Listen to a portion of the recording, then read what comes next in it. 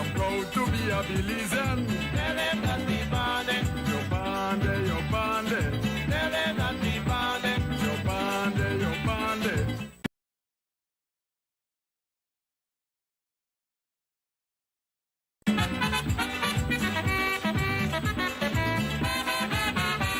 I am a true born Belizean. Belize my home, my native land. I want you people to understand. I am proud to be a Belizean. Welcome to another episode of Navel String Connections. I'm Bilal Morris. We were running a little late, circumstances beyond the control, but we are here. And again, I want to say Navel String Connections, live coming from XTV, a XTV production. I am Bilal Morris, live from my studio here in Los Angeles. And last week we had our sister ARIA Lightfoot live in studio with the man Shine Barrow. It was an awesome show. And we want to again say to you Belizeans living in the Belizean diaspora, Belizeans on the ground in Belize, across the country, the length and breadth, like Eddie Seferino Coleman used to like to say, from the length and breadth of Belize, across Belize. Who is watching Navel String Connection? You can watch Navel String Connection live on the XTV Facebook page and on YouTube, the XTV YouTube page. So Belizeans, you can tell one, Belizeans living abroad, you can tell one to tell one how to watch Navel String Connections. A lot of people have been saying that they cannot watch the show, but we want to also say that the show, you can only watch Navel String Connection through the XTV Facebook page, being that the show is a Belizean diaspora show.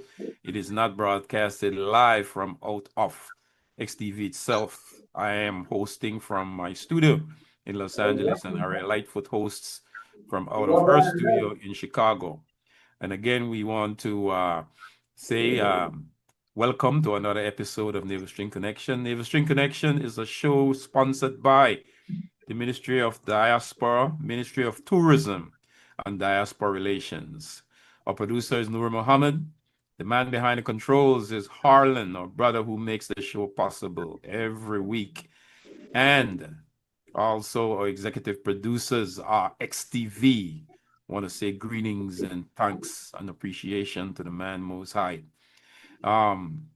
We want again also invite you to a third to come on through in July 23rd to the 25th to the Belize Diaspora Summit, which will be held in Belize this year, the third annual Belize Diaspora Summit.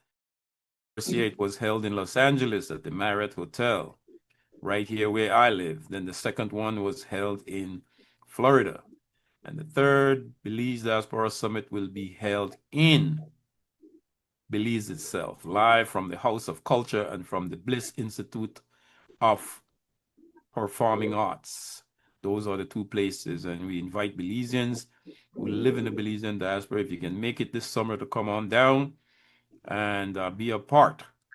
You can still register if you need booths and anything like that and want to participate. Get in touch with the organizers of the Belize Diaspora Summit, which will be held in Belize this year. We want to invite people to Belizeans across Belize itself, across the country and across the world, particularly in the United States, to come on down this summer and to come on through to the Belize Diaspora Summit.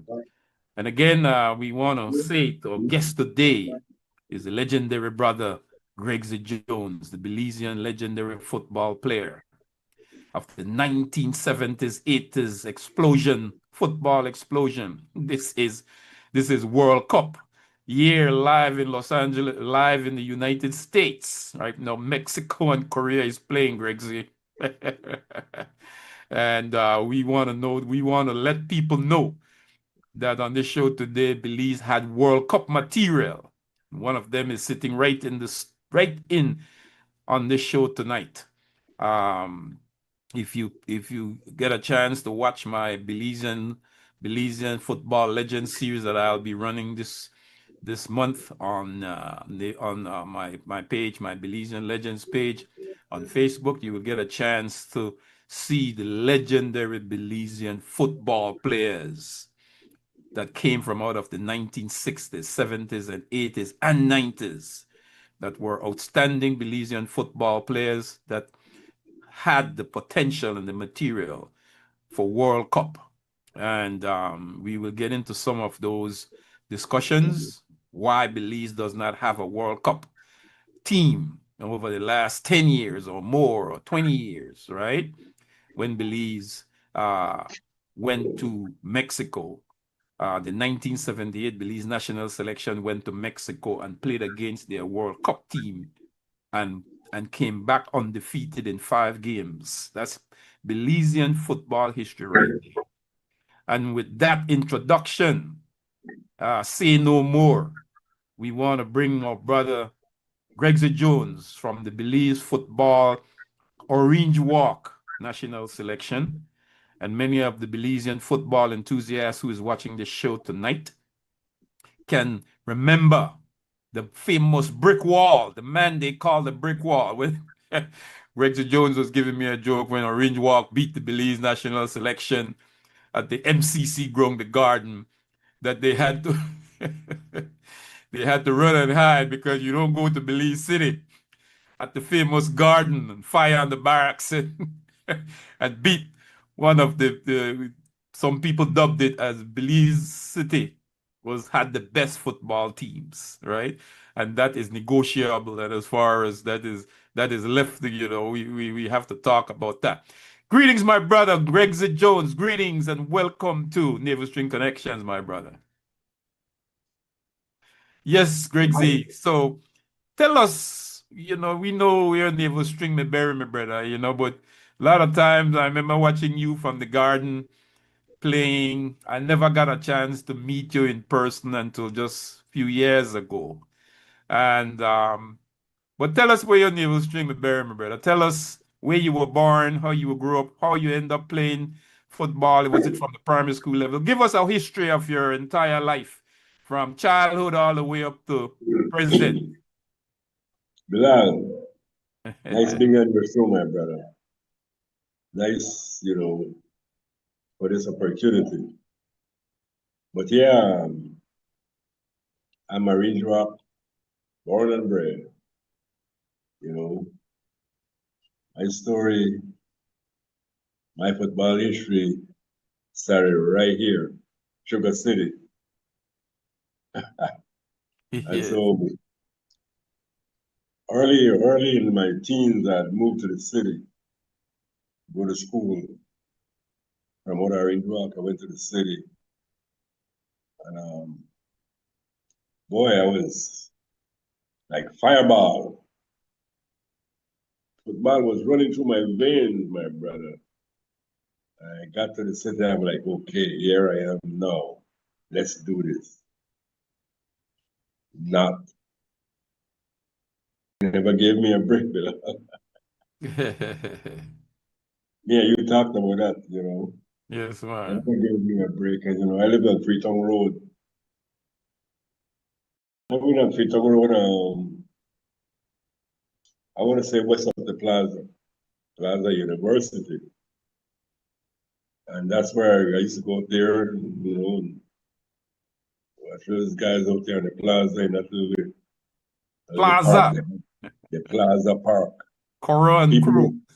people don't, people don't realize, Bilal, that little plaza right there, the fenced in area, was a park with swings and monkey bars and a whole other thing. And it's sun there, the grain sun.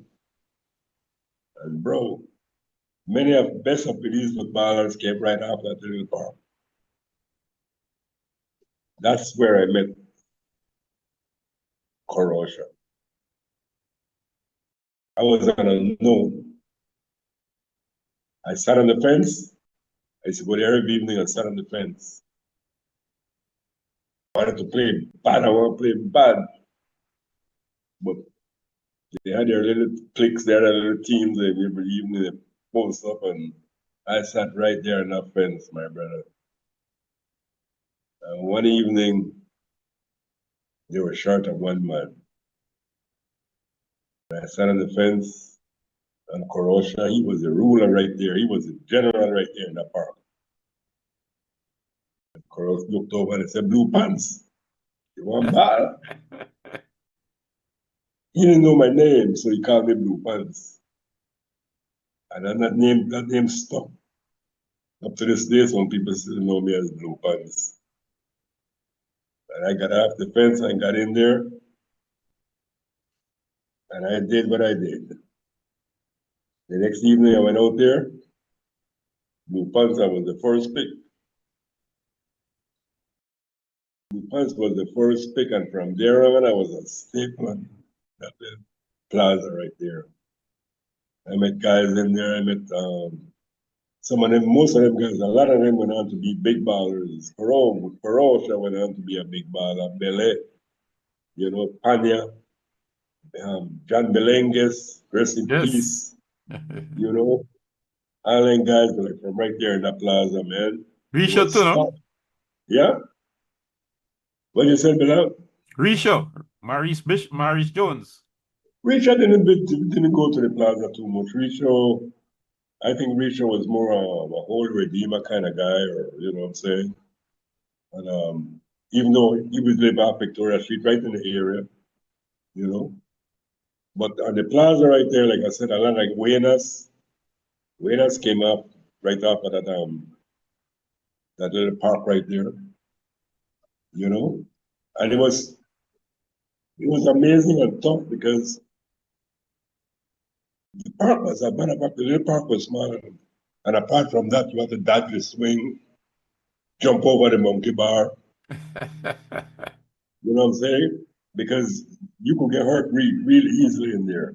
They run you into the fence. Don't go and slide because the sand was grainy and it would tear your knees up. And so that was my beginning of ball in the city. But even with all that, and then on the outside, right beyond the fence of that Plaza Park, there were the big guns. Yes. Big guns. Carterai, Ripacoe, Ripacoe. Baby Flowers, Yes. Malcolm Buddha Hemmons. Malcolm Hemmons. These are the legends. These guys were right there, right across the fence. That was their hangout at that Plaza bus stop. They were the legendary BEC. Yes. The legendary BEC Football Club. These guys, like I said, we were youths, we were teens, and we watched these guys do their thing on MCC grounds and hoping that You're one talking day about BC man like Chico Ellis. yes, we were hoping that one day we would get recruited into that group and get on MCC. I never did. A lot did. Korosha did. John Belengues did. But for some reason, I was never a candidate to be picked or selected to go and play an MCC in all of my life in the city. After a period of time, I got discouraged. Period of time, I got discouraged and I just left the ball alone. And I started chasing girls in the city. I started chasing like this thing that make no sense, man. Nobody try to pick me for a team. Listen, I've been all over the city. The Chase Bar, St. Martin de Porres, Lake Independence, St. Hilda's backyard, Holy Redeemer backyard, Ebenezer backyard, all over, trying to catch a team. and hoping that somebody would see me and grab me. Nobody did, Bilal. I never caught a city team. Never caught a city team. Yes, yes. I used to go to the barracks right there in front of MCC grounds. Listen to this. In my time, you know who was out there? Osha, Wow. Plumja, Ilirach. Wow. Easy, easy. All them big beliefs in the players were out there. I was out there doing scrimmage with them. Yeah. Every evening I'm out there doing scrimmage with them. With these big, well-known ballers. Yeah. And when the season started, You never picked. I was never picked. And I used to like, what? They out there to play, bust my ass, and they play all over the place. I'm hoping that somebody would see a little skill or see a little something. I said, let me give this youth a chance. Nobody did. How old are you then, Gregsy? How old are you then? 16, 17. Wow. You was going to technical, no? Yeah, I was at technical college. Yeah. Left Sugar City, went to the city, went to Yeah. high school there, great Listen, legendary technical. listen, it gets worse because even there's technical on a big football field, a sandy field, no grass on a field of sand, like a desert, you know? And then come into colleges or intramural, whatever they call it then. I remember guys like Carter and there was a guy, BILAL. I can't remember his first name. He was also a track and field guy. Selmo? Is it Selmo Bilal? Selmo Bilal. Bad baller that right there, bro. Yes, bad baller. He Bad also track and ended up field the guy. teacher technical. Yeah. Bad track and field guy. Yeah. I remember Came back from there out of that I played. Cayo. Came from out of Back there, Cayo. I was back there in the yard with them too. And them too, when they picked their inter-college The team, squad. I was not on that team. He was not on the squad. Even though I was back there balling with them too. Yes, yes. Bilal, I don't really know why. Well, I know why now, but at the time, I didn't know why. I was like, man. Were they like, because you were coming from out of Orange Walk, that wasn't playing out? They didn't know me. They didn't know where you were coming from. Right. That's And strange. even though I was balling, because later on I realized that Billy's ball is cool. Billy's ball is clicked.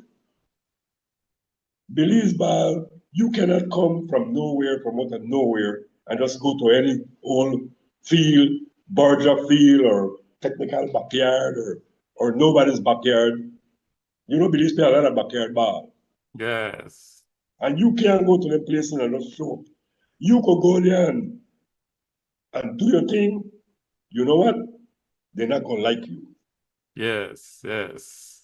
Because you're putting them down. And then I realized that it's clicked up.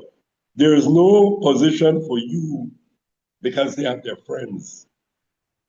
They already have a click. They already know who's going to play what position. And there's no way you're going to get in. There's no way you're going to get in. Yes. They rather play a brother that don't have the quality than playing somebody that just showed up that have the quality. Yes, yes. Billy's ball was clicked up like that. Yeah. And at the time, I didn't know that, but later on, I realized. Learn the culture. I learned the culture because I learned it even when I made a name for myself. Go back to Orange Walk, and I came back to the city and tried to take my revenge. But even then I realized how clicked up they were, because even the city. Even they said, no, we're not doing no junior thing no more. We're doing some serious balling, right? And so when I went back to the city, The first team I went back to was Orlando Matos Chandra Bear. Me and Stud Hendricks. Stud was already paying for Matos. Evan Hyde was managing. Tony Hendricks, bad midfielder that. The baddest midfielder I ever known. And so Evan Hyde was managing Charger at the time. And so Stud was already in there. I'm a kid, I just went back home from the city. I went back home to Orange Rock. I did to Orange Rock ball and started balling down in Orange Rock. I fit in as soon as I got back home. I fit right in. Bam, bam, bam, I fit right in. And so now, Stud is like, you know, he had made his name way long before then. As a matter of fact, when I was in the city, I used to watch Stud come to the city to play with a team that was named Buka, owned by Mr. P. Urbina. That was their Indra Powerhouse team. Many of the games were played on BC fields, some they played on MCC, some on BC fields. And I never used to miss those games. And I used to watch Stud do his thing out there. He was respected. And so when I go back home now, boom, I got hooked up back with my old friends, my ballers. And so Stud's at Greg's.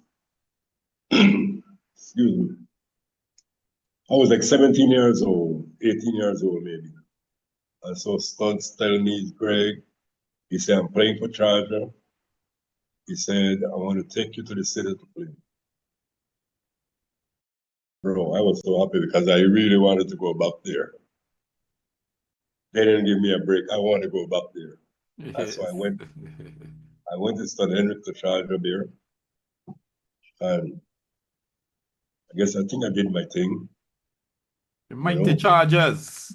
Mighty Chargers. I played for Charger for like maybe 2 or 3 years. But we never won a championship, but the 2 or 3 years that I was with them, we always ran second. Charger was a second team every single year on MCC grounds. You're running second behind Berger 404. You know, Cristobal Mayen. Yes. You know? But that's when Stobal. Yeah, Stobal boy, that's a master, that's a general. That's a general. They used to call him, I think they call him in the Mandala newspaper, the executioner. That man, I'm telling you, the bar. And listen, you saw that thing I did here a few weeks ago. And that man, boy, I was so happy to see it again. But that guy, like I said again, Cristobal Mayen, my utmost respect for that guy. Yes. I played against him for years and years. You know what I'm saying? I learned a lot from him. I admired him.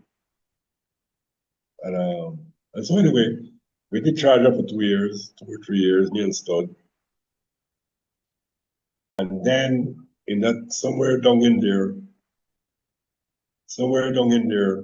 there was this I think we were at the Interdistrict at the time. We were doing Interdistrict ball. You know what I'm saying? All the district horizontal in Rock, Caius and XTV. And then the city was doing their own thing. But then at the end of the Interdistrict, the champion of the Interdistrict would have to play in the city and MCC grounds against the Albany selection. It was called Champions of Champions. And then I remember that year we went down there. We had won the Interdistrict Championship. And so now we got to go to the city and meet this Albany selection. Oh my God. We went in there. Boy, I'm telling you, history. And here we go in here now, me, Stud Hendricks. We had a good team. We won the Interdistrict. And so we were confident. But nobody had ever beat an Albany's team on the MCC grounds. Yeah. Not Carl, because back in the day, Avengers was none to play with. Yeah. And the Queen's Park Rangers was none to play with. I think the two of them tried, they never had success with an all-Billy selection. And so here we go now. And we go into the city. A Range Rock selection, inter-district champions versus all-Billy. Boy, standing room only. People are in the trees. People are in the tree.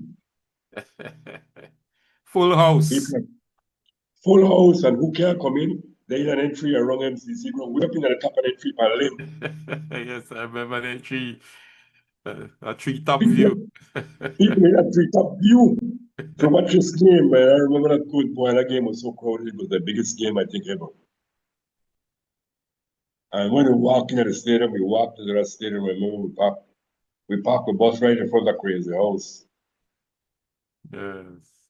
On the south side of MCC grounds,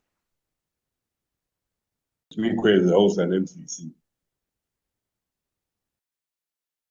That's where we parked the chains there. We walked into the stadium, and when we walked in, and then my goalkeeper was Mark Anthony Chavarria. Yes. Mark Anthony Chavarria is maybe 5 foot high, 5 foot flat. Shot. Right. He wasn't Wellington Ramos. I don't know if you've heard about Wellington Yes. Ramos. Wellington talk about him all the time. They always say that he said that because he's saying that he told Mr. Winston Michael was the coach, you will not put Mark Anthony Chavarria. Mark Anthony Chavarria, I grew up with him as my goalkeeper from year high. Year high all the way until I left and went to the city and came back and met him again. He's flying, but the man only 5 feet tall. And so one thing I always say, that's why he writes about it, and he says, he had told Mr. Winston Michael, he told everybody, we can't go to MCC ground with Mark in and go, he's too short. But Wellington forget. And I talked to him and I told him it. I agree. I had complete confidence with Mark Chavarria because I've played with him all my life. Even the stint that I left and came back. I knew this little brother right here. I don't know how you do it, but you get all the way up there in the V, way up there in the corners. You got skills. Man, that man, I'm telling you. Mad I see what skills. mad skill in him because what helped Mark Chavarria a lot to us a goalkeeper was because Mark Chavarria was a basketball player, a very good basketball player, and also a volleyball player. He had vertical, Griggsy, vertical. He know to get up there and just with his fingertips change the course of that ball. Yeah. He could change the course of that ball. He could put it over the top of the post. He could veer it off to the left or to the right.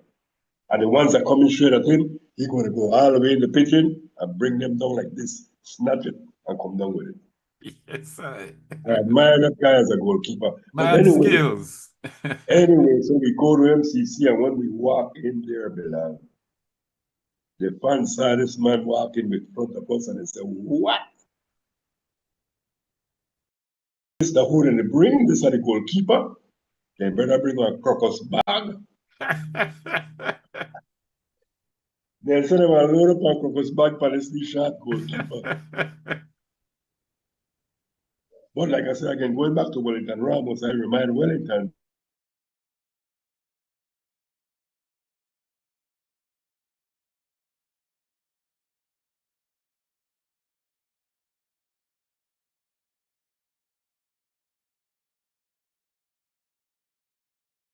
was Louis Thompson.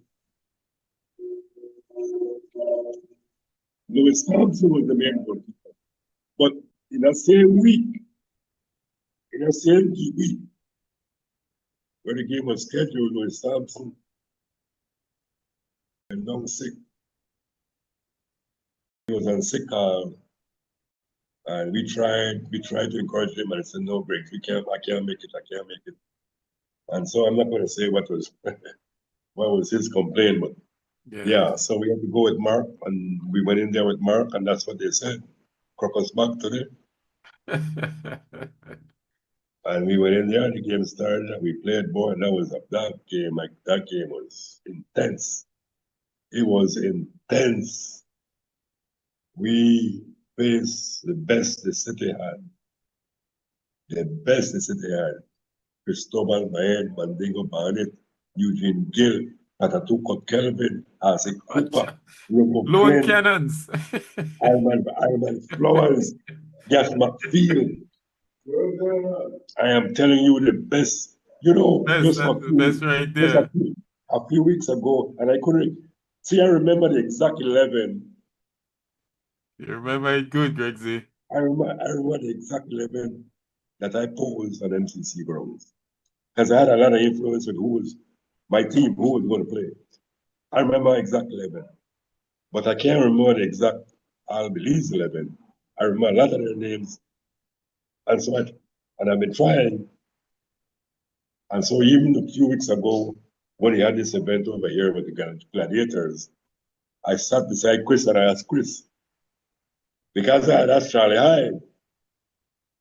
I had asked Charlie Hyde way earlier. I said, Charlie, can you give me the Albilee's selection 11 that went up against the Arindra selection 11, because I have my 11, but I can't place the 11 that I went up against. And Charlie tell me, Greg, I want to try. I said, go back in the national archives. And it took a long time. And later on, Charlie responded to me and told me, say, Greg's, well, you know, we don't really keep the thing properly and we can't really find. Listen, up to this day, nobody can tell me who that 11. You know, 11. you remember it good. I don't remember all of them. Mm. I remember my 11. I can't Yeah. remember all of them. And so, like I said, just a few weeks back, when we had this event with the gladiators, me and Cristobal and I sitting down, and I tell Chris, I said, the city have amnesia. Nobody could bring up, and the city don't talk about that game. The city do not talk about that game. Nobody in the city want to talk about that game. Too embarrassed to talk about. I say it's amnesia, and nobody could tell me who the 11 was. You know what Chris told me? Chris said, Greg's. He said, just think about the best 11 Belize have to offer. I said, no, Chris, tell me who that 11. He said, no. He said, you think about any best 11 in the city. That was the team you're playing against. So to this day, I don't have them right on top with names. Yeah. That's what Chris left me with. He was a part of it. He know he was a part of it. I could call out maybe more than 80% of the 11. But nobody want to tell me, or nobody, it's like everybody forgot who was that 11. Yeah. You know what they did to us, Bilal? After the game was over, we won the game. I'm not sure it was a 3-2 or 4-2 ball game, but it was close. We tear the shit out of all the Leeds on MCC grounds, and the fans couldn't handle it. When we walk out of that stadium, and we went back to our bus to get in the bus, man, they attacked us. The city attacked us. Wellington gave the joke. Bro, they started stoning the bus with pine bottle and stone. They broke up all the window on the bus. It's a good thing we were already all inside the bus. We the way down under the seat to try hide. You remember what was the score? How much? I think it was 3-2. 3-2. I think we beat them on MCC ground with a 3-2 score with Mark Chevrolet in the goal. They starving. Man, it was like a barrage. They bullet from all over the place, and Mark Chevrolet refused them all day. All day, he refused them. And that's what I'm saying. This kid made his name on MCC grounds. Yes. Against the biggest and baddest city team ever. Who was your most striker? My striking power was Enrique Uh, Carballo. Enrique Carballo. Enrique. I got the man feature on my number 2 after Rio and my Belizean football legends. My striker. Enrique Carballo, the goal machine. Yeah, we played a Okay. we played I a know 4-3-3. why. I know why they got 3-2. We played a we played a 4-3-3 formation. And like I said, I can remember my exact 11 from 4-3-3. Mark Charrier behind me, and in the defense it was me as a sweeper back, Yes. and And then you Romaldo put Juina 8 as the brick wall, the best one of the best defense in the whole Romaldo era, during the whole yes, era. A Romaldo problem. Romaldo Lambe, the guy that I think like they dubbed me with an eye that I once started this thing with Greg Jones, the brick wall. The X, yes. Yeah, The but X coined that name for you. yeah, yeah, yeah, but there was this guy, there was a guy, the guy that stared me, Romaldo Lambe. Lambe, yes, Yeah, Ronaldo Lambe. he was a transplant from PG, came to our injury in the Yes, 16. That yes. that guy right there, to me, Bilal, I'm going to tell you right now, I respect that guy. I hear you. And if they give me that name, Legend that. if that name is Legendary there Belizean footballer. as a brick wall, I would like, if I could take that, I would put it right in his lap because Yes, yes. that that brother was Ronaldo nothing to play Lambe. with. He was nothing to play with. But Uh, anyway, it was me, Romalo Lambi in the middle, defense. why? On the right flank, who was on my right flank? Me, Romalo, Wellington Ramos And Wellington, yes, on my yes, right flank. On my left flank was Leonard Sambula. yes. And then in Stud, the middle was Stud Hendricks, Harry Lane, ARIA Lake. My and, God. That and was a Tony Matute. bad team that right there, bro. And Tony Matute. Yes. And then striking up front for us was Enrico Carballo, Nolly Leva, and Cheese the Flowers, rest in peace. Yes. And they all scored. Yes. Carballo They scored, all get one each, though. Carballo scored, Nolly Leva scored, and Cheese the Flowers scored. Yes. And we walked away from there victorious and then beat up the bus. And the police had to come and escort us from out of Belize City, took us all the way to Palote, out of town, and all the way going, then they follow me and then they stone up the bus and try beat up the bus. And that's how we drop out of Belize. Yeah, yeah, yeah. You see? Watch that And team that's they owner had there, Greg Z. That was an outstanding team. Look at them ballers you call, including but this yourself. but this is The when the best city had aviation already, I've ever had. like I said, the city had already really known me too because I went back with Stone and played with Charles Bear. And so I was on MCC doing things, you know what I'm saying? Yes. But but that MCC Orange Rock selection against All City was what really culminated everything and made it. Because then some guys that I knew when I was living in the city,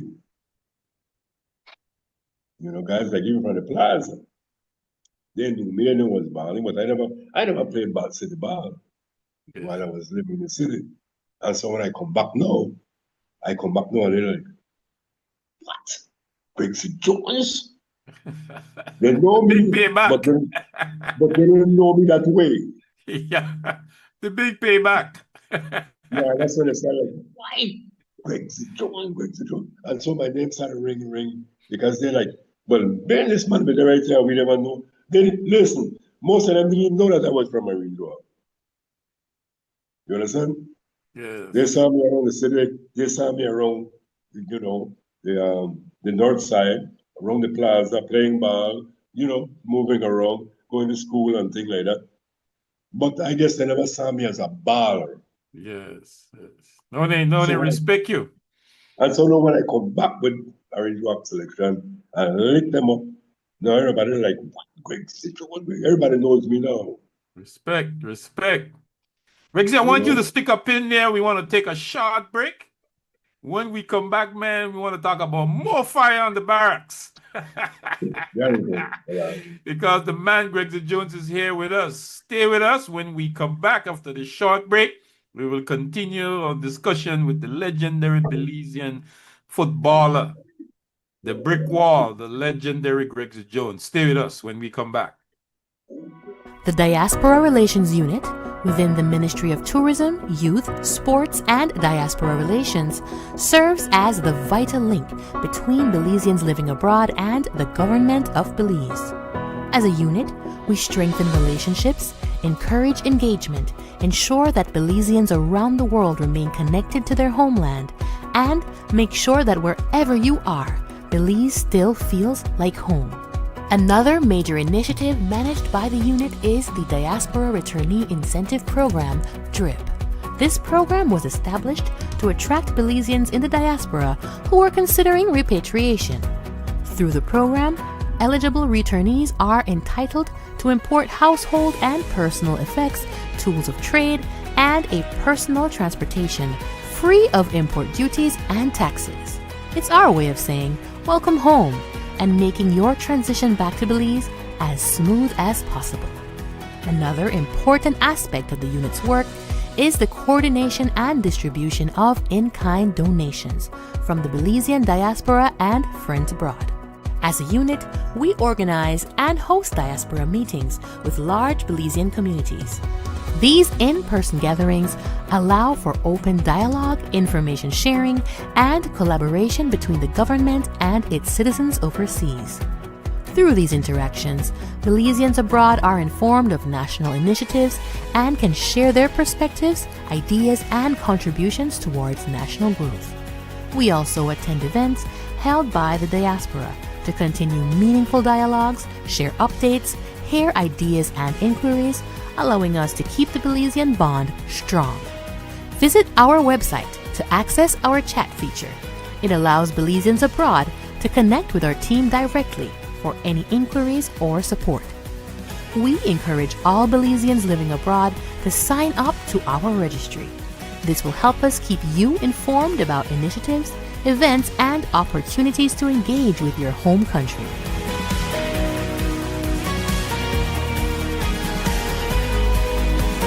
The Diaspora Relations Unit, serving Belizeans, strengthening connections, and building a bridge between the world and home.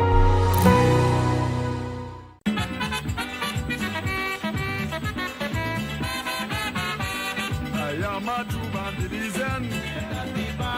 Your bande, your bande. Your bande, your bande.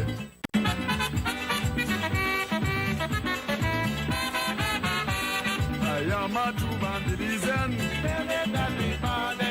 Belize my home, my native land. I want you people to understand. I am proud to be a Belizean. Your bande, your bande. Your bande, your bande.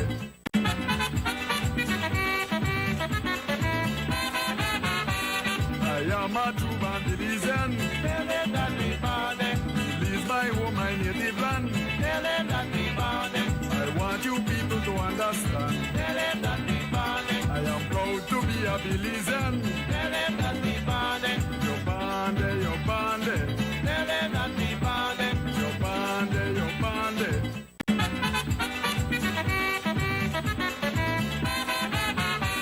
I am a true Belizean. Belize my home, my native land. I want you people.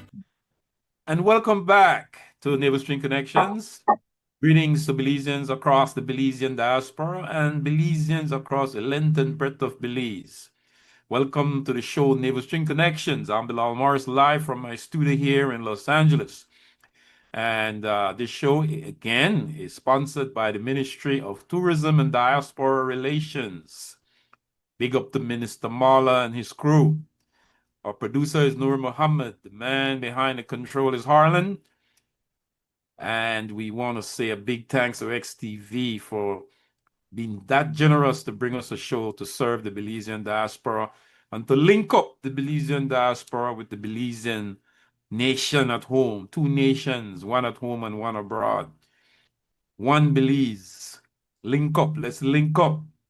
And the man we have today on the show is our brother, the legendary Belizean footballer, Belizean Orange Walk football squad defense, Gregsy Jones. And we got a great highlight of how outstanding and marvelous power packed the Orange Walk national selection was. What a squad that whipped the Belize football national selection, the Belize district football team. And when you think about Belize district, many people dubbed it as producing the best football players of all time.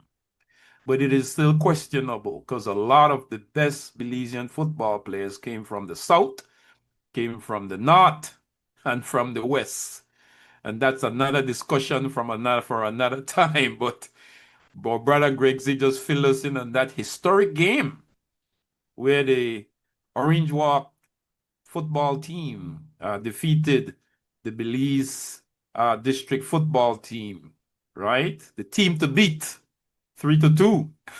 And he gave us those highlights, the characters, the personalities, the strikers, the defense. He himself was part of that defense. And when you talk about Ronaldo Lambi, salute, respect. You had some heavy guns in the back there with your Gregsy and Wellington Ramos too. Yes. Look here. And then Stud in the center, and then Mark as the goalkeeper. the man that they call a crocus bag, the man proved himself that. And you know, Gregsy, while we are watching this fever, this World Cup fever, we have to reminisce and think back that Belize had such outstanding footballers of all time that came out of the 60s. You talk about Queen's Park Rangers, man. You talk about Avengers in the West, man. Ortega, Poppy Smith, out of the out of the South. You talk about Orino Rio, Tash Gutierrez, man. Adali, Garincha Adali. And when they all come down, right? You talk about the north and the south and the west coming down on the garden where the fire sparks used to fly as the X used to announce the games, right? The best sportscaster, the best football broadcaster ever, right? Fire on the barracks. Fire the barracks, giving you the play-by-play, yeah, right? The play-by-play action, right? From the days of Mugga, okay? And Mugga Garbutt. I mean, there were so many of them. Mandingo Barnett, we talk about Maurice Jones, Cristobal Mayin, right? Ricky Gongora, Turo. I mean, ballers like, not from the south, from the city and all over. But again, I want to say that also, Gregsy Jones, that you recently lived in the United States, right? After your migration out of Belize during that football explosion. We never again saw a period like that produced ballers like you, and you migrated to the United States. You lived for many years in Florida, and you are back home now. We just want to say that this is a Belizean to the bone, Belizeans, who is watching the show, that he lived so many years and he's back home in Orange Walk, his hometown. And we were able to grace with those pictures and photographs we saw of your celebration return party, right? Where the PM himself, Johnny Briseno, who you once told me was one of Orange Walk goalkeepers, and Belizeans who are watching this show both at home and abroad have to understand that Johnny was a goalkeeper. Johnny Bad is a bull, legendary bad Belizean bull people. footballer, right? Bad Talk bull about that people. celebration, man, because talk about you coming back home, Gregsy, and the celebration in your name, where the Prime Minister graced the moment. Bilal, I tried to come home many times, many plans to come home. I finally made it home. The rest is history, but I finally made it home, my brother. But I'm telling you, coming home for me is like a blessing from God. And I got here March the 6th, 26th. And I guess there's people heard that I was here. And I'm telling you, the outpouring of love and visits from all the ballers that I've left here long ago. Man, I'm telling you, my house was like they just came. Everybody's coming through. You know what I'm saying? Coming through. And I felt the love, my brother, overwhelmed with love. And again, like I said, in a range rock, football is life. And my good friend, Mark Anthony Chavarria, he and him got together and visit me one evening and he said, Greg, we're glad you're home.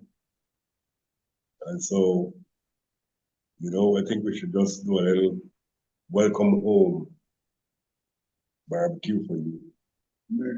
With the Orange Rock local chapter. Get all them ballers, the Orange Rock ballers together and have a little barbecue and all of us get together. And like we always be saying football, make we talk rats. But the thing went from that to I don't know how he got out. Oh, he got out because I had called Charlie Hyde. And I told Charlie, I said, Charlie was my teammate and Charlie Rabir.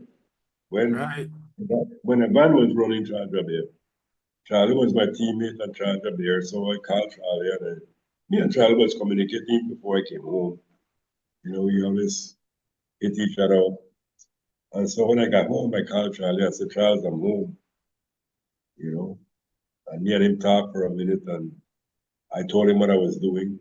I said, we're getting these ballers back together and we're having a little welcome home barbecue and thing like that. And well, Charles went, and then a few days later I saw in the Mandela front page, Gregsy Jones is back in the Jewel story on page 3. And the thing went from there. And so I started getting calls. And so I reached out to my good friend Maurice Jones. And I told Maurice, I said, Risha, I'm home, And then Risha said, and I told him, I said, we have a little barbecue down here at Orange Rock. And Risha live in the area, He live a few miles out of Orange Rock in a little village called Shalush. And me and Risha talked one night and I told him, I said, well, listen, Risha, if you have time, pass through and grace us with your presence for this little thing we're having. And he told me, he said, yeah, Greg, he said, I just have a few miles from you, I'm coming through. And then next thing you know, me and Richard talking some more. He said, boy, I just get in contact with so-and-so. And he said, he want to come. And I said, well, invite him. And then it went from there to, the thing just snowballed. The thing snowballed and got out of control more than what me and Mark Chavarria was planning for the little local barbecue. And so we couldn't refuse nobody. And the thing went from just a local thing to a national thing. Maurice Jones, Cristobal Mayen, Hagman Oliveira, Bunokal Rabatu, Fabian Revere. Everybody started saying, yes, they're in, they're coming. And so the thing went, so now I got to get back to Mark now, let him know. This thing is getting big. And the little thing we were planning, the little barbecue we were planning is blowing up. So now we have to find money. And so I reached out to some people I know. And I got sponsors.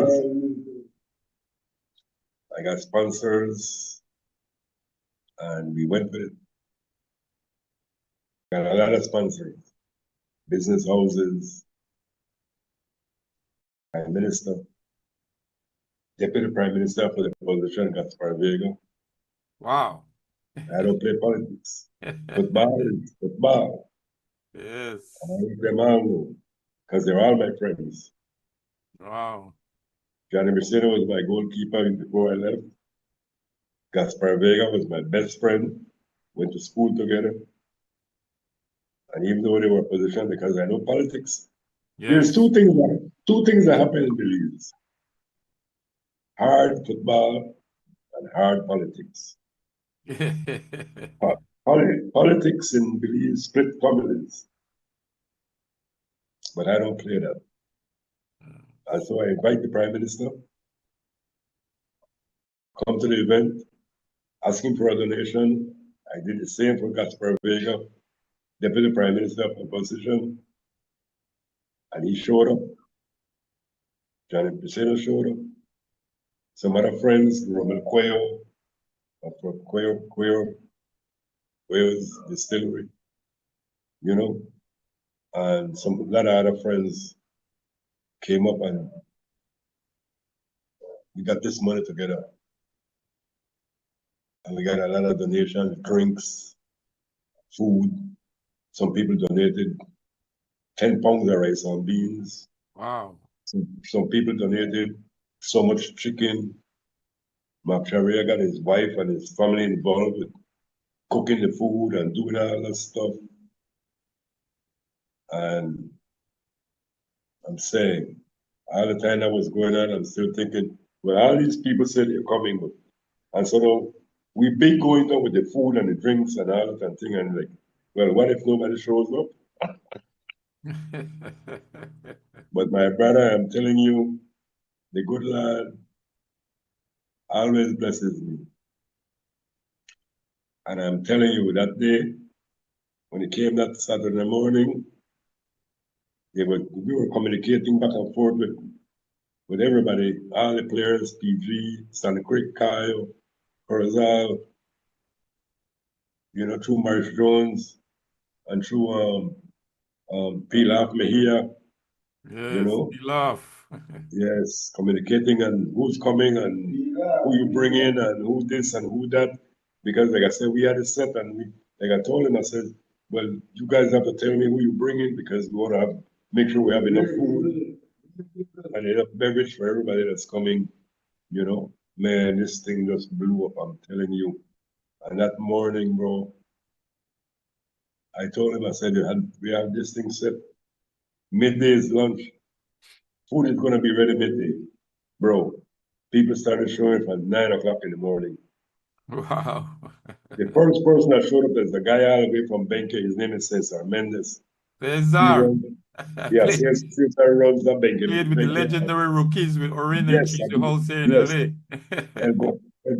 El Goleador, Cesar Mendes. Man, 9 o'clock in the morning, my brother, Cesar shows up. He comes all the way from Benke riding the bus. Wow. He was the first one here at my door. We hadn't even set up the tent or nothing yet. Anyway, to go back to that. And then the town council graced us with a tent, a big tent. Beautiful. and barriers, we blocked off the road down that way and blocked off the road down the other way. Because I was thinking to do it in the yard. And they said, no, we're going to do it right in the middle of the road.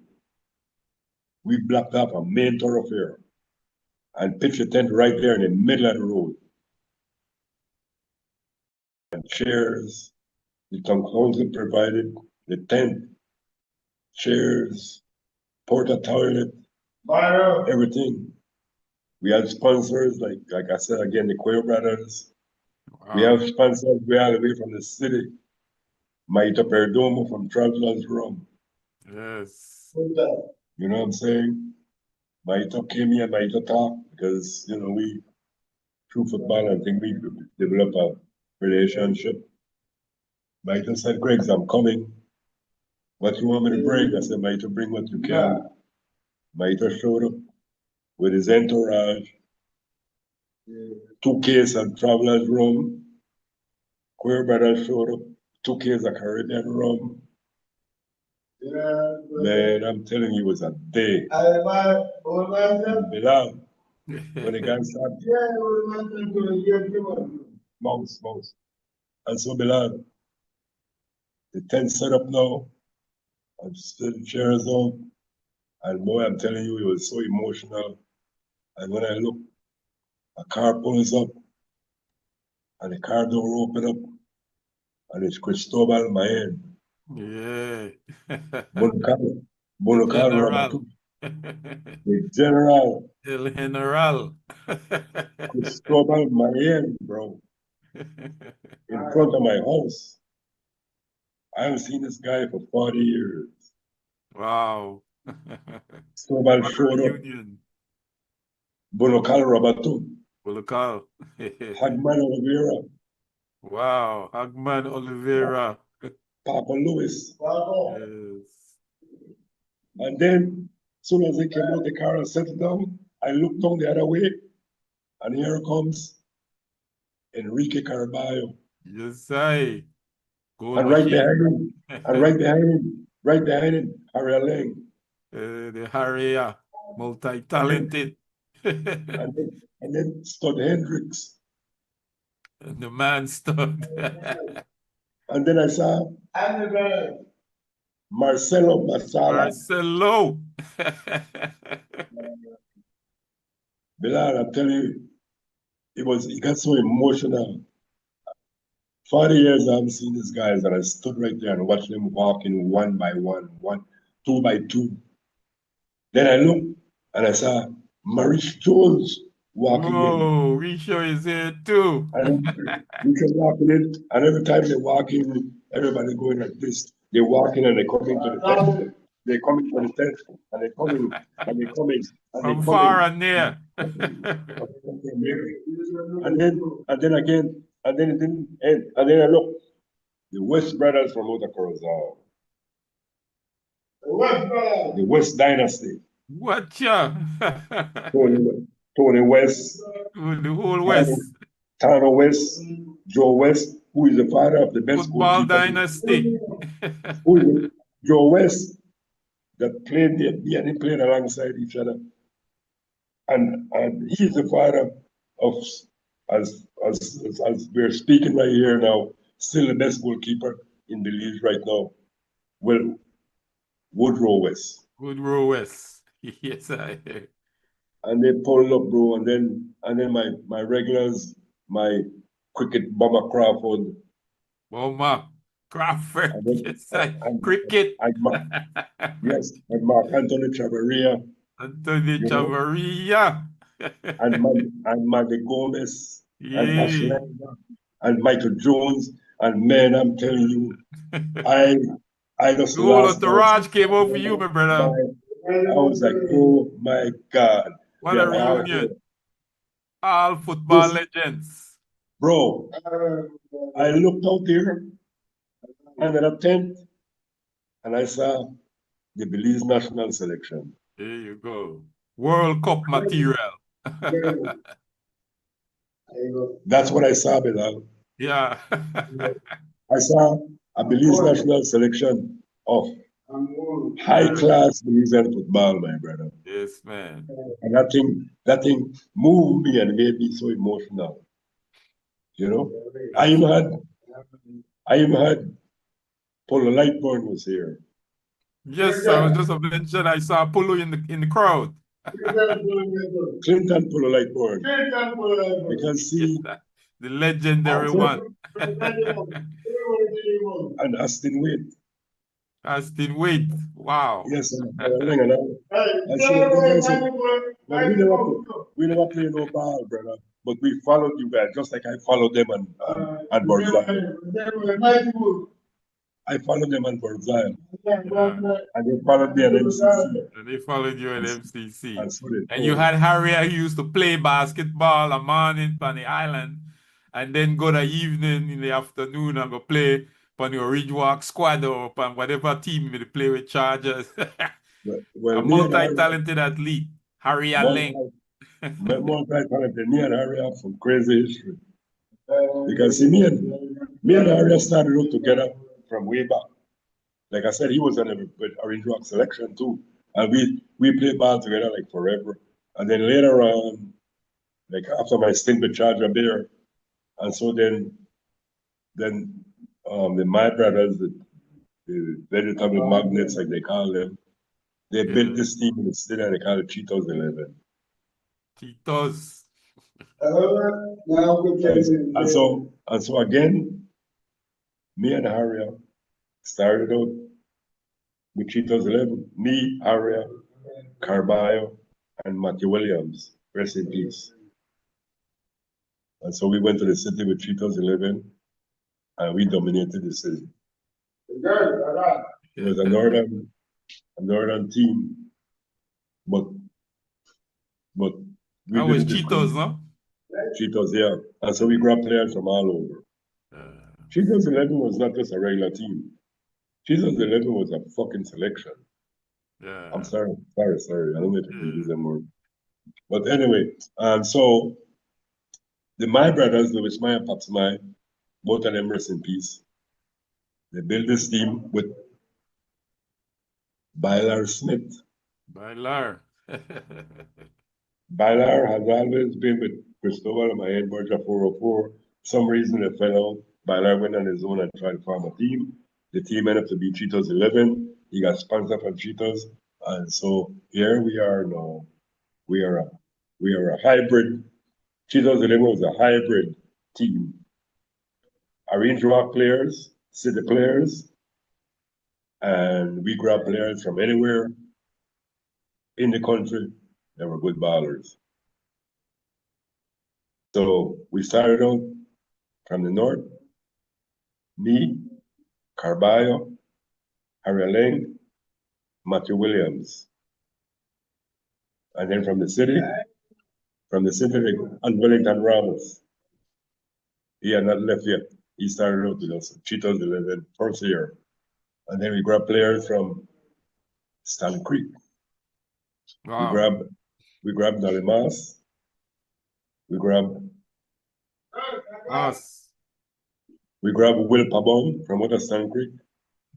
We grabbed Chicken and Sharp Cacho.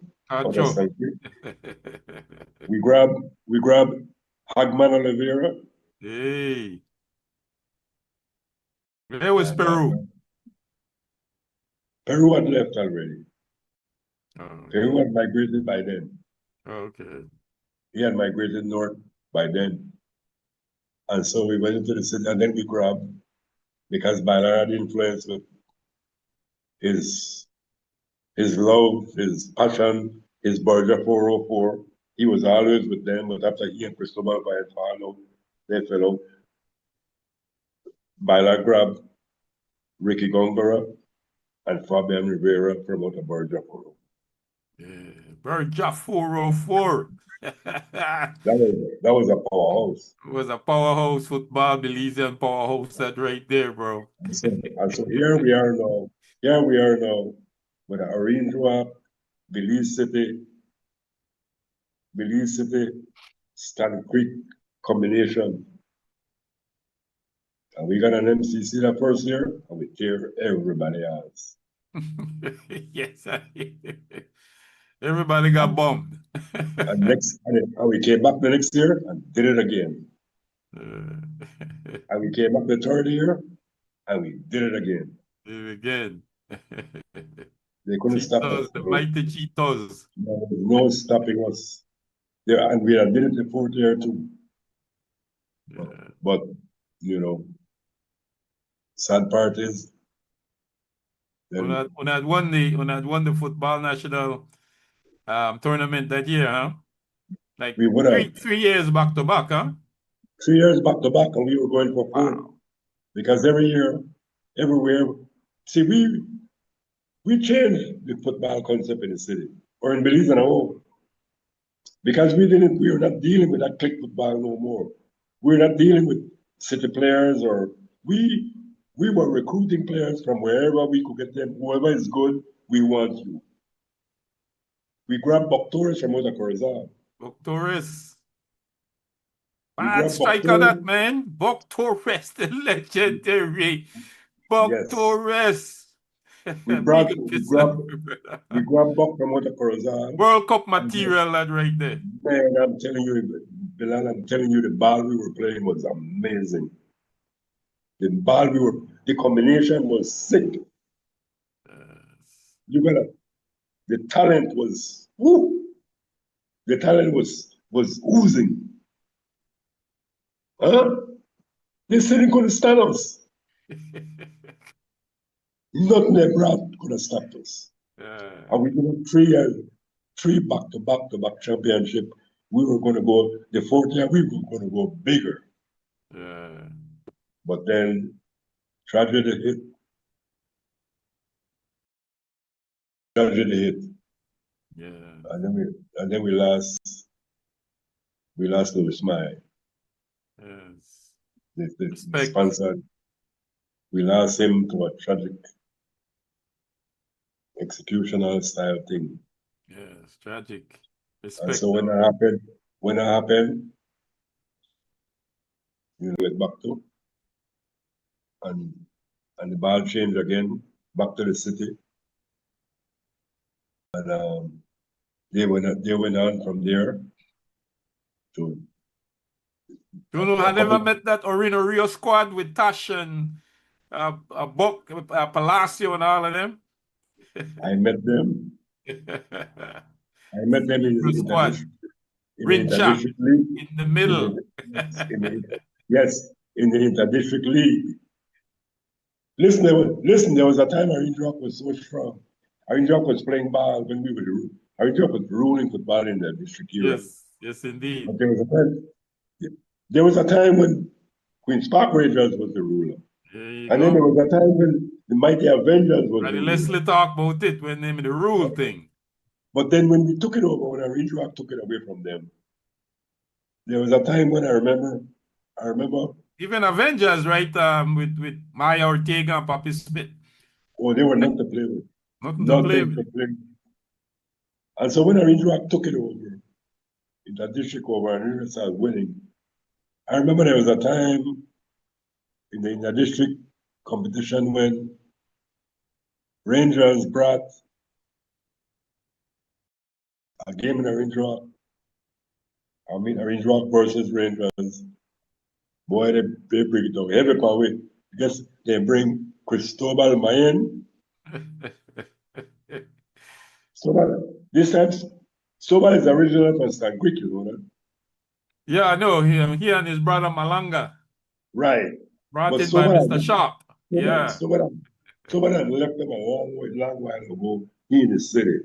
But this one here, Orange Rock was doing so much that when they came to Orange Rock, I'm like, what the hell? They bring Stobal, they bring Peru Oliveira, they bring Agman. All these guys had already left. Rojo came from? Rojo came from out of there too, huh? No, Rojo from the city. From the city. Like you say he played with Lyman. He come from out of that Lyman South. Lyman College. Yeah, he said that's where he came, relived to the city from out of the South, no? Yeah, well, Lyman too from. There's a time back that the South ruled football because of the dynamics with financing and stuff like that and jobs. You know what I'm saying? Yeah. There was a time just like Orange Rock excelled in football in the early 70s, but in the 60s nobody could beat Stan Creek because all the ballers, the good ballers, ended up down in Stan Creek because there was jobs down there. From Lynham to Gregsy? Yeah. Because they came from Lynham. Yeah, Mr. Lynham and Mr. Sharp. And The whole Mr. Mr. Sharp, Sharp. yeah. And the orange industry and whatever was going on down there at the time. And Yes. so players would go down there and he would give them jobs. He would give them good jobs and Yes, give them indeed. housing and pay them. Beautiful period, man. And so that's the reason why for a long, long time, Queen's Park Rangers ruled football because all the best players was down there. Down there. Good sponsorship. Yeah, and Lynham was an agricultural college down there, right? And there was a lot of guys from the city and from all over the country that went there to go to school. Yes. And because the football influence was so strong down there, a lot of them ended up playing in that circuit in Dangriga. Yes. So Lynham and Stan Creek had the best ballers Yeah. until 1968. Sarge Alley, man. Well, Sarge came, the Lewis, and then came later on. But the Later, influence was the good ball was still in the south. during Queen's Park Rangers time. Right. Yeah, But Malanga, Reddy in, Leslie. in 1968, things changed. In 1968, things changed because in 1968, that's when Billy Sugar Industries opened up in Orange Walk. Oh. And so when they opened the factory, the sugar industry down there, a lot of the players from down south migrated to the north. That's how Malanga and Cristobal Mayen and Fred Smithy, Martinez. Fred Martinez last year. Fred Martinez, listen. Malanga, Cristobal Mayen, last year Martinez, Smithy, Mold, all them guys ended down north. Oh, they moved there. They moved football north. history right there, Gregsy. Yes, he moved from south because of the job opportunity in the north. Yes. And then you got to remember the old Mr. Sharp that was down there in Salada. Yes, yes. His son, Leslie Sharp. You heard of Mr. Leslie Sharp? Yes, Leslie Sharp. Yes, of course. Well, Leslie, he was a part of the whole Queen's Park Rangers. He was a good darn baller. Wow, he played ball. Yeah, he played ball for Queen's Park Rangers. He was a good baller. But Check it out. then he left and went to Jamaica. He went to Jamaica through the same through the industry. He ended up in Jamaica because the Sharps are really from Jamaica. They're from Jamaica. I know that. Yeah. Yes. And so he ended up down there. He ended up down in Jamaica working for a sugar plantation, whatever, had a big position there. And when he left there, he came down to Orangewa. And when he came to Orangewa, he invited and attracted all of them guys from down south. Cristobal Mayen, Malanga, Lasso Martinez, a lot of them, Mose, Smithy, Billy Gill, the older players. They were ballers.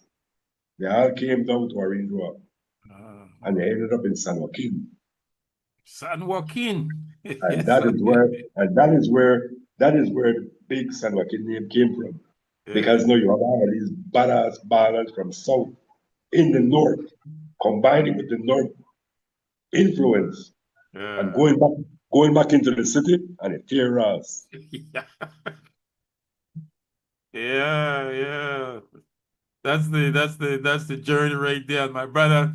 We are wrapping up into our last 5 minutes of the show, brother Gregsy. We so appreciate you accepting this invitation and coming on Navel String Connection, my brother, and giving us, because Gregsy, I know Belizean football enthusiasts who is watching the show today with the World Cup in the background. A lot of people I know are glued to the Mexico-Korea game. But I know a lot of people could not wait to hear you talk about, this outstanding, vibrant Belizean football sports history. And nobody else could articulate it as good as you, my brother, because, being back home and just the fever, you could feel the fever talking about your reunion and the celebration with all of the greats coming down Orange Walk there to celebrate with you the return. The return of the Gregsy Jones. The brick wall is back. Back I'm home telling after you, 40 years, Gregsy, I'm telling you, and Bilal. how you're embraced with the same warmth, you know, as a native son has returned. And Bilal, we want to Bilal, tell our viewers again, this is Naval String Connections. I'm Bilal Morris. We are speaking with the man, the legendary Belizean football player from the Orange Walk from the north, Gregsy Jones. They called him the brick wall. He was one of Belize's best football defense. And we heard him describe that defense that Orange Walk had with Ronaldo Lambi and Wellington Ramos and him in the back. You could imagine what kind of squad that was, stood in the center. And Enrique Carballo, the goal machine as a striker. And so Orange Walk was done to play with y'all. Belize football history coming alive tonight on Naval String Connections. This show is sponsored by the Ministry of Tourism and Diaspora Relations. Big up to Minister Marla. And we want to thank our brother Harlan in the studios, the man behind the control. Thanks XTV, our brother Mose Hyde, the man with the vision, and our producer Noor Mohammed.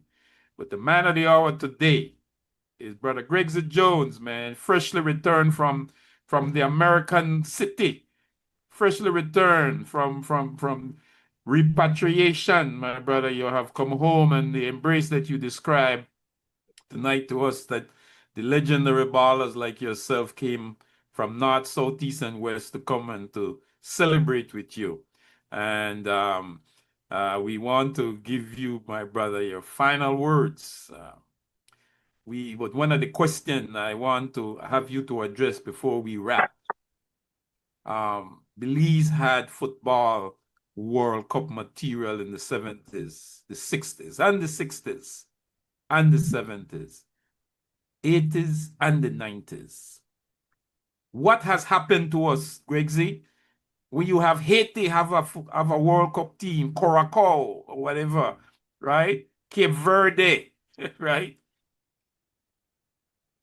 Belize, with the history of Belizean football history that you just eloquently describe, with the passion and the excitement that we just talk about, why is it that we don't have a Belize World Cup team that have never gone to the World Cup? Bilal, I think that somewhere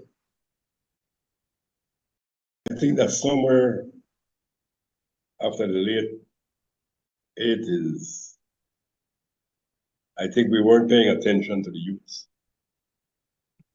I think that we got to go back. For us to get there again, we got to go back to the youths. We got to go back to primary school level. We got to go back to primary school competition. Yes, You understand? I think we lost that. And I think that's the reason why after, like, maybe my time after I left, and guys like all the names that you could think of, Mandingo, Tobal Mayen, after our time, there was a gap. And then I think what has a lot to do with it too, because like right after that is when the money for football started pouring in. And that's a good thing and a bad thing. yeah. Because what started happening now, I think the money started getting manipulated, and I think players started getting manipulated. I think that they don't try to pick the best ballers. And going right back to me and the click, I think that the influence is get people in there that favors you or favors some reason. And they're not the best ballers. Bilal, I'm going to end with this. I know that in every village in Orange Walk, I think there's another Bodagas. Yes. Every village in Corozal, there's another Boctores. Every village in San Ignacio, there's another Niawit, or a Tura Sweta, or a Papi Smith, or a Pilis Neal. I think that I admire Ortega. I think that every village in Sand Creek, there's another, or in Rio, there's another Turo. In PG, there's another Tash Gutierrez and Chuck Gutierrez. Yes, indeed. They're there. They're right there. We honor them. Nobody, We honor them. nobody is going to try to find them. Mm-hmm. They're finding anybody and put them in places where they're not qualified for, because it's money. It's big money. There's millions and millions of dollars now in football in Belize. And I don't want to mash nobody can't make them say, but you guys got to put the money where it belongs. You guys got to put the money Absolutely. to where the players qualify for that money, and stop eliminating the good players and putting in friends and family in them positions. Yes, indeed. Yes, indeed. When we were playing, in my time, there was no money. Man, they play for a range. We One a were range, playing Rupert said. for half our They range. say, Half one a our range. range. Half our range, half for me and half for you. Yeah. There's big money. Yeah. I understand that there's millions of dollars for football in Belize right now. Yes, yes. But where's the result? Yes. And with that, my brother, we want to wrap, and we want to thank you again, Greg Z. Jones, for coming on and accepting the invitation. My brother, with this show will be watched again and again, because we Belizeans, you can watch the show on the XTV Facebook page as well as the XTV YouTube page. And we were pleased and happy today to have that reminiscing of Belizean football history, and to show the power Belize have, the talent that Belize have had and still have in Belizean football, that hopefully one day we will enter the World Cup. We want to thank our brother Greg Z. Jones for coming on today to share his story, his history with us. And we want to thank him for also coming back home to Belize, a Belizean who has returned home from the Belizean diaspora to home. Treat him right and give him respect wherever you see him, Belizeans. One of our giants, one of our legends. We want to say the show was sponsored by the Ministry of Tourism and Diaspora Relations. I'm Bilal Morris, live from my studio here in Los Angeles. Our man on the control is Harlan, and the producer is Nur Mohammed. And also we want to thank XTV for giving us this opportunity. Big up to the man Most High. Again, next week, when we return with our sister ARIA LIGHTFOOT for another episode of Navel String Connection, we want to say to you, thank you for watching.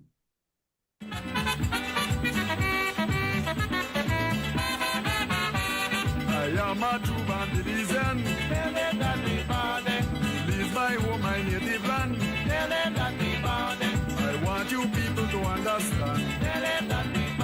I am proud to be a Belizean. Your bande, your bande. Your bande, your bande.